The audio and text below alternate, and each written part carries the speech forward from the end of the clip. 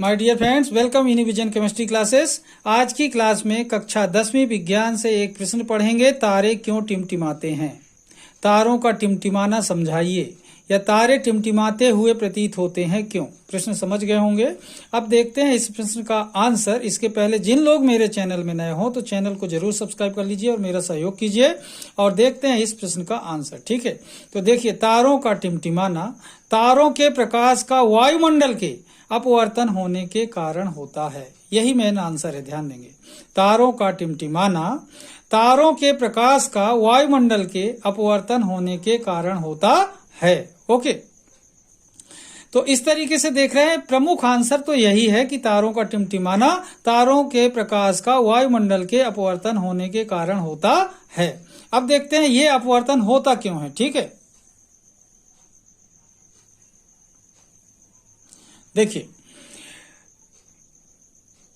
वायुमंडल की विभिन्न परतों में, ध्यान दें, वायुमंडल की विभिन्न परतों में घनत्व के परिवर्तन के कारण तारों से पृथ्वी की ओर आने वाला प्रकाश अपवर्तित होता है।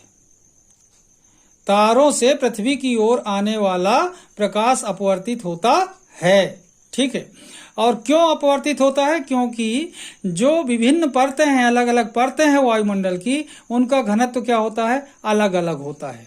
और अलग अलग होने की वजह से क्या होता है? तारों से पृथ्वी की ओर आने वाला प्रकाश अपवर्तित होता है, मतलब उसमें अपवर्तन होता है।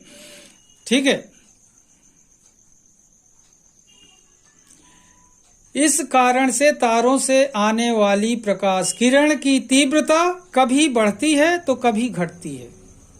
इस कारण से तारों से आने वाली प्रकाश किरण की तीव्रता कभी बढ़ती है तो कभी घटती है, और तारे टिमटिमाते प्रतीत होते हैं। और तारे क्या होते हैं? टिमटिमाते प्रतीत होते हैं। ओके, इस प्रकार यहां पर देखें, थोड़ा और आगे देखेंगे।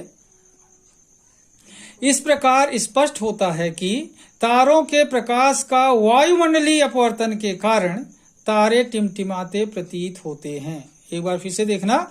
इस प्रकार स्पष्ट होता है कि तारों के प्रकाश का वायुमंडलीय अपवर्तन के कारण तारे टिमटिमाते प्रतीत होते हैं। ओके, एक बार फिर से देखेंगे अपन इसे, ताकि आपको स्पष्ट रूप से समझ आ जाए। ठीक है,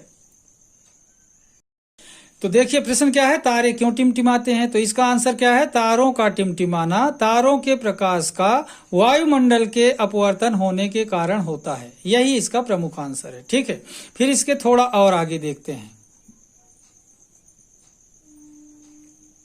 तारों का टिमटिमाना तारों के प्रकाश का वायुमंडल के अपवर्तन के कारण होता है। वायुमंडल की विभिन्न परतों में घनत्व के परिवर्तन के कारण, ध्यान देंगे, वायुमंडल की जो अलग अलग परतें हैं तो उसके घनत्व में क्या होता है? परिवर्तन होता है, कम ज्यादा घनत्व रहता है। इसके कारण क्या होता है? तारों से पृथ्वी की ओर आने वाला प्रकाश क्या होता है? अपवर्तित होता है। तारों से पृथ्वी की ओर आने वाला प्रकाश क्या होता है? अपवर्तित होता है, मतलब उसका क्या होता है? अपवर्तन होता है। ठीक है,